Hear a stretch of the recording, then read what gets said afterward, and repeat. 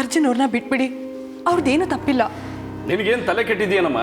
ಕಟ್ಕೊಂಡು ಹೆಂಡ್ತಿನೇ ಕೊಲೆ ಮಾಡಕ್ಕೆ ಬಂದು ಕೊಲೆಗಾರ ಅವನು ನಾ ಬಿಟ್ಬಿಡು ಅಂತ ಹೇಳ್ತಿದ್ದೀಯಲ್ಲ? ಅದು ಹೇಗೆ ಅಷ್ಟು ನಿಖರವಾಗಿ ಅವರೇ ಕೊಲೆ ಮಾಡಿರೋದು ಅಂತ ಹೇಳ್ತಿದ್ದೀರಾ? ನಿಮ್ಮ ಹತ್ರ ಏನಿದೆ ಸಾಕ್ಷಿ? ಮೊಬೈಲಲ್ಲಿ ರೆಕಾರ್ಡ್ ಆಗಿದೆ, ಅದಕ್ಕಿಂತ ಬೇರೆ ಸಾಕ್ಷಿ ಬೇಕಾ?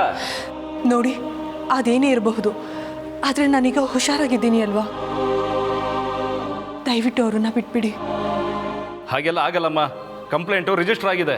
ಕಂಪ್ಲೇಂಟ್ ತಾನೇ, ವಾಪಸ್ ತಗೋತೀವಿ. ಅಷ್ಟಕ್ಕೂ ನೀವು ಯಾರ ಮೇಲೆ ಕೊಲೆ ಯತ್ನ ಆಗಿದೆ ಅಂತ ಹೇಳ್ತಿದ್ದಾರೋ ಅವರೇ ಆರೋಗ್ಯವಾಗಿ ನಿಂತಿರುವಾಗ ಕಂಪ್ಲೇಂಟ್ ವಾಪಸ್ ತಗೊಳ್ತೀನಿ ನಿಂತಿರುವಾಗ ನಿಮ್ದೇನು ಪ್ರಾಬ್ಲಮ್ಮು ಅಂತ. ಏಯ್, ಇದೇನು ಹುಡುಗಾಟ ಅನ್ಕೊಂಡ್ರ?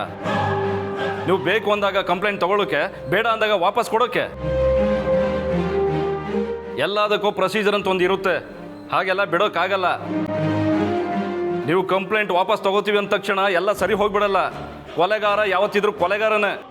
ಅಷ್ಟೊತ್ತಿಂದ ಕೊಲೆಗಾರ, ಸಾಕ್ಷಿ, ಅದು ಇದು ಅಂತ ಹೇಳ್ತಿದ್ದೀರಲ್ಲ, ನಿಮ್ಮ ಹತ್ರ ಅದೇನು ಸಾಕ್ಷಿ ಇದೋ ತೋರಿಸಿ, ನಾನು ನೋಡ್ತೀನಿ. ಕಣ್ಣಾರೆ ನೋಡದೆ ನಂಬಲ್ಲ ಅಲ್ಲ? ಅಲ್ಲ ರೀ, ಕೈಯಾರೆ ಚಾಕುನಲ್ಲಿ ಚುಚ್ಚಿಸ್ಕೊಂಡ್ರು ಗಂಡನ್ನ ಪ್ರೊಟೆಕ್ಟ್ ಮಾಡೋಕೆ ಬಂದಿದ್ದೀರಲ್ಲ, ನಿಮ್ಮಂಥವ್ರಿಂದಲೇ ದೇಶದಲ್ಲಿ ಕ್ರಿಮಿನಲ್ಗಳ ಸಂಖ್ಯೆ ಜಾಸ್ತಿ ಆಗಿರೋದು. ಅದೆಲ್ಲ ಮಾತಬೇಡ. ಅದೇನೋ ಸಾಕ್ಷಿ ಅಂದ್ರಲ್ಲ, ಅದೇನು ಅಂತ ತೋರಿಸಿ, ನಾನು ನೋಡಬೇಕು ಅಷ್ಟೇ. ಊರಿಗೆಲ್ಲ ತೋರ್ಸಾಯ್ತು, ನೀವು ಒಬ್ರು ಬಾಕಿ ತಾನೆ, ನೋಡ್ಕೊಂಬಿಡಿ.